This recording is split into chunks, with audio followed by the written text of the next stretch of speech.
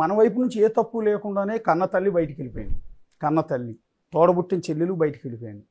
So ఆత్మ అని చెప్పుకునే విజయసాయి రెడ్డి కూడా బయటికి వెళ్ళిపోయాడు.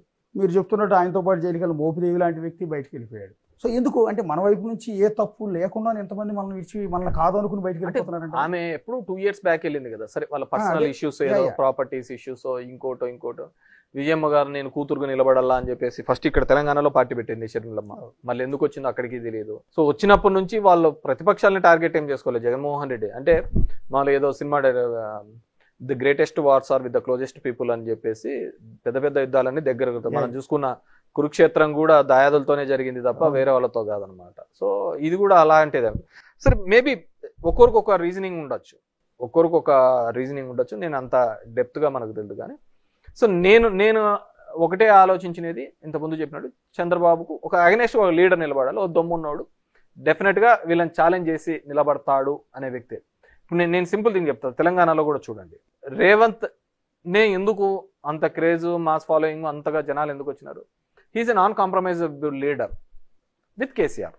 మిగతా వాళ్ళతో కాంప్రమైజ్ కావచ్చేమో, కానీ కేసీఆర్కి ధీటుగా నిలబడి వీళ్ళకు కోసం పోరాడే వ్యక్తి ఎవరైనా ఉన్నారు అంటే అది రేవంత్ అని ఎస్టాబ్లిష్ చేసుకోగలిగినాడు.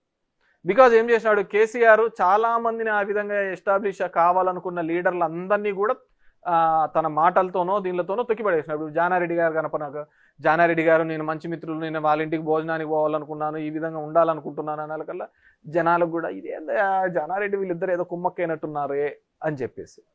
అదే రేవంత్ అనే వ్యక్తిని ఆ విధంగా మాట్లాడలేడు. రేవంత్ను కూడా ఆ విధమైన ఫైట్ ఇచ్చినాడు కాబట్టి యాంటీ ఇన్కంబెన్సీ మీద ఎస్టాబ్లిష్ కావడం జరిగింది. అదేవిధంగా చంద్రబాబు అనే వ్యక్తి మీద ఏకైక లీడర్ ఎవరు ఫైట్ చేయగలుగుతాడు ఈ రాష్ట్రంలో అంటే అది జగన్మోహన్ రెడ్డి. మీరు మన ఆంధ్రప్రదేశ్ రాష్ట్ర రాజకీయాలు ఎక్కడా లేనంత డిఫరెంట్గా ఉంటాయి.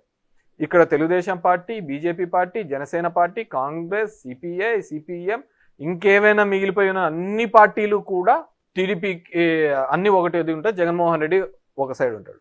సో ఆ system we have to appreciate, we have to go.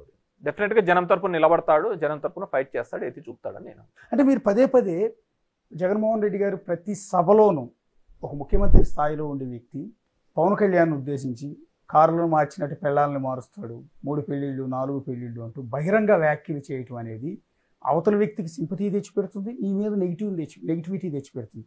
పైగా సీఎం స్థాయిలో ఉన్న వ్యక్తి బహిరంగంగా అలా మాట్లాడొచ్చా? అది పవన్ కళ్యాణ్ ప్లస్ అయింది కదా. డెఫినెట్గా ప్లస్ అయింది, దాన్ని ప్లస్గా చేసుకున్నాడు కూడా. ఇప్పుడు చిరంజీవి అలాంటి సందర్భం ఒకటి, చిరంజీవి వచ్చి సార్ అన్న టికెట్లది అదేదో చిన్న వీడియో క్లిప్ పెట్టినాడు. అంతకుముందు మాట్లాడినది అన్ని పక్కకు పోయినాయి. ఆ క్లిప్నే చూసి మా అన్నని ఇట్లా అంటారు ఇదంటారు. పవన్ కళ్యాణ్ ఒక స్టాండర్డ్గా ఉంటాడు అనేది ఒక మాట మీద ఈరోజు ఏది చెప్తాడో దాన్ని మళ్ళీ కంటిన్యూ చేస్తాడని ఏం లేదు. ఎందుకంటే చంద్రబాబుని ఎలా తిట్టాడు, బీజేపీని ఎలా తిట్టాడు, లేకుంటే అందరిని ఎలా తిట్టాడు, మళ్ళీ ఇప్పుడు ఎలా పొగుడుతున్నాడు, మళ్ళీ ఎలా తిడతాడు, ఇవన్నీ అతను వదిలే. కానీ మీరు అంటున్నట్టుగా భారతీయ సంస్కృతిలో భాగంగా అలాంటివి తప్పు అని చెప్పే ప్రయత్నం చేసినట్టు, కానీ ఆ చెప్పే విధానం అనేది ఆ పద్ధతి కాదు అని నేను అనుకుంటున్నాను. మేబీ దానివల్ల కూడా పవన్ కళ్యాణ్కి అడ్వాంటేజ్ అయింటుంది.